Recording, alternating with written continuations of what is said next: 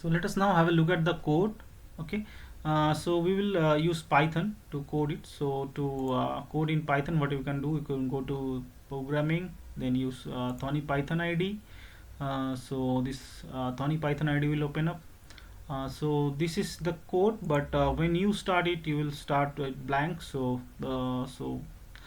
use this pin new, and then you can start typing your code. You can just look at my code and just type it out. So say I am saving a blank file, so you just save it. So it goes to your home underscore username folder, and so use some file name, like I use file name. Okay, then just make sure it saves as Python file, and then press OK. So your file will be saved in here. Okay, so you can go to the folder. So here is your file. So how to open it? So let me not open file name, let me open this button.py. This is the program that we are going to write. So you right click and use Thorny Python ID to open up the editor. Okay, so once it open up, so here is the code. You can see we just simply like the blinking, we are importing these two modules, rpi.gpio and time, and then we will be using BCM pin convention, which is Broadcom. Okay, pin number 24 we are setting it up as a in pin, so we'll be reading incoming values in it. So this is a gpio.in, otherwise when you are sending something out, it is gpio.out. So now we declare a integer variable count, which is 0. Okay, now we are getting into a infinite loop while true, so it will keep on executing infinitely. So input value, this variable is called gpio.input24, and that means if the switch is pressed, it will read high, or high means 3.3 volt there, or it will read 0 because it is pulled down. If it is hanging, then it can read anything, right? So this is what it will read here. So if input value is equal to true, that means if it is 1, okay, so if it is equal to 1, like it is high is 1, low is 0, and if it is randomly anything, if the pin is hanging, then probably it will take high. So there is some internal logic, there must be some logic. So above this value it will consider at high, so that will be treated as true. Okay, then count will be increased by 1, and you also print this button pressed. This is the number of times, how many number, so count times. And so just before printing, you need to convert it into string. So this is what is done here by str. Okay, then maybe in the first time you may not use this, so you just comment it out. Okay, so in this case you will see the bouncing effect of the switch, because it is sleeping only 1/100th of a second. So even you press it once, it actually bounces many times, and those will be captured. So because the sleep is very small, it is checking so frequently, so that will be captured, and then to debounce it means to negate the effect of bouncing, what you can do, you can activate it, uncomment it. So once the button is pressed and it is detected, it will not do anything for next 0.3 hours, it will just sleep.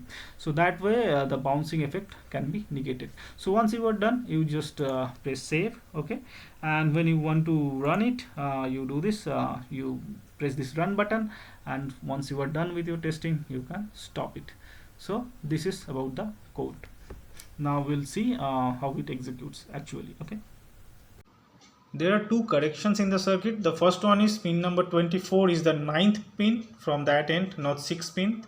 6th pin, earlier I said it is 6th, it is actually 9th. And the second one is I have increased this 10k resistance to pull down to 30k, actually 2 10k resistance in series, and one photoresistor also. This is also 10k, so maybe in presence of light it is effectively 5k, so total 25k resistance to pull down, because otherwise you can see this LED is blinking very weakly, because current is some part of the current is flowing through those resistance. So if you have a higher resistance like 50k, 60k, 100k, you can use that, so that more current will flow through the LED, and LED will light up brightly. So you see here, if I directly touch the 3.3 volt to LED, it is lighting up very brightly.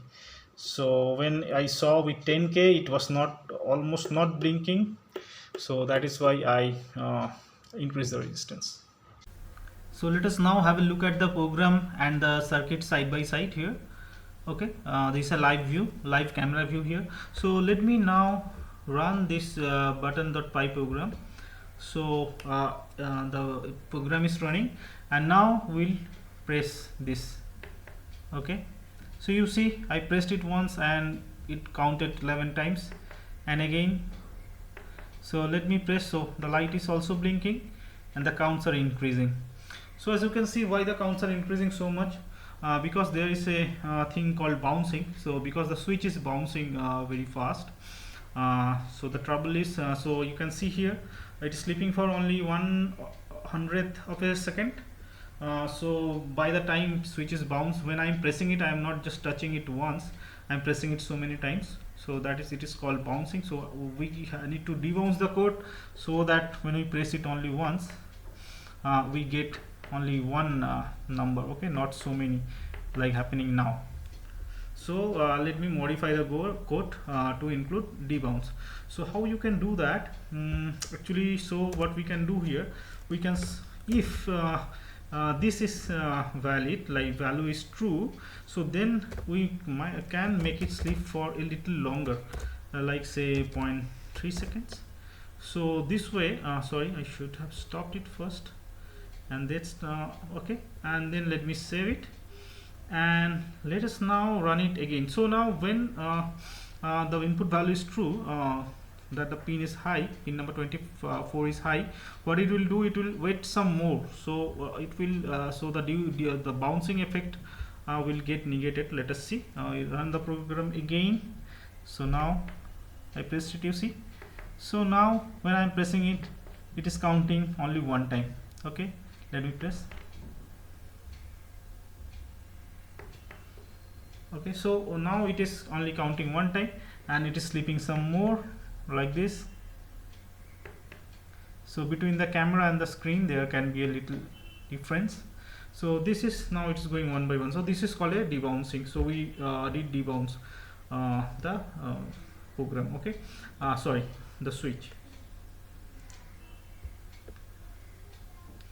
So let me stop the program here. So I would like to show you some more things. So one I have already shown you, like you can make, if you like, so what happens if our pin 24 is hanging. So what I'll do, I will remove one of the register, which is like actually pulling down it to ground.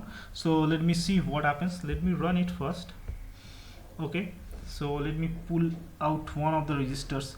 So I am removing the pull down, you see. So if the pin is hanging, it is automatically like taking it as high. So that is why we need we should pull down the pin, and this is a general practice in any kind of switch.